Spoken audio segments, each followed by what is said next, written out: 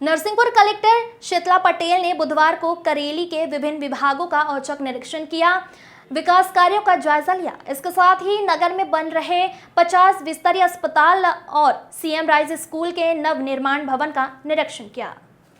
इसके साथ ही नगर पालिका परिषद पहुंचकर कार्यालय का निरीक्षण कर नगर में हो रहे विभिन्न विकास कार्यों की जानकारी ली। शासकीय अस्पताल का किया औचक निरीक्षण, अस्पताल के विभिन्न वार्डों का भ्रमण कर उचित दिशा निर्देश दिया। नगर पालिका परिषद पहुंचकर कार्यालय का निरीक्षण कर हो रहे विकास कार्यों का भी निरीक्षण किया। दिनेश विश्वकर्मा की रिपोर्ट।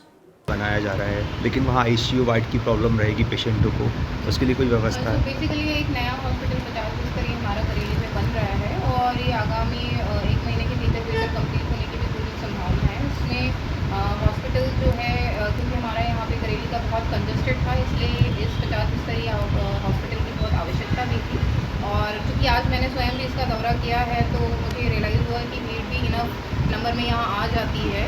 लगभग जो है 4000 के लगभग मंथली यहाँ पे ओपीडी हो जाती है, तो ये संख्या काफ़ी होती है। आज की डेट में भी हमारे यहाँ लगभग 750 महिलाएं जो हैं वो प्रेग्नेंट हैं, जो यहाँ पे विजिट करती हैं, जिसमें हाई रिस्क और नॉर्मल टाइप की सभी महिलाओं को विभिन्न प्रकार की सेवाएं दी जाती हैं और लैब की भी जो है सेवाएं दी जाती है, जिसमें लगभग 61 टेस्ट तो हमारे यहाँ हो रहे हैं। तो ये नया हॉस्पिटल डेफिनेटली हमारे इस भीड़ के दबाव को कम करेगा और लोगों को अच्छी सहायता देने में मदद करेगा। जो आईसीयू बेड हमारा यहाँ पे चल रहा है उसको हम कोशिश करेंगे कि कंटिन्यू रहे। करेली के लोगों को आईसीयू की जो उपलब्धता है उसमें कमी नहीं हम आने देंगे, प्रशासकीय तौर से हम सुनिश्चित करेंगे। मैम, यहाँ अवैध कॉलोनियों का भी एक बड़ा मसला है कि अवैध कॉलोनियों में जो रोड बनाई जा रही है, तो अवैध कॉलोनी के लेके पूरे ज़िले में ही हम लोग लगातार कोशिशें करते रहते हैं कि उस पर केसेस बनते रहें।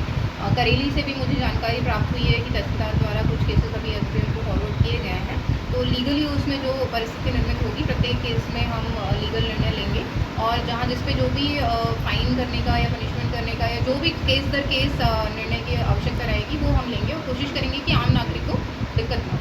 पिछली वर्ष जल भराव की स्थिति बन गई बरसात में, नाला और गली नदी के कारण।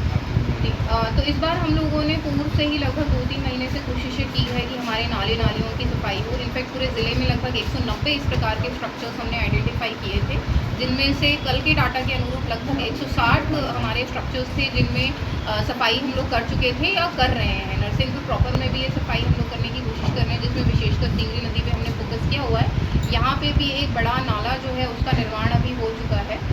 मैं अभी उसका फ्लो भी देखकर आई, थैंकफुली उसमें फ्लो की स्थिति भी अच्छी है। नालियों को भी हम कोशिश कर रहे हैं कि सफाई हम करें।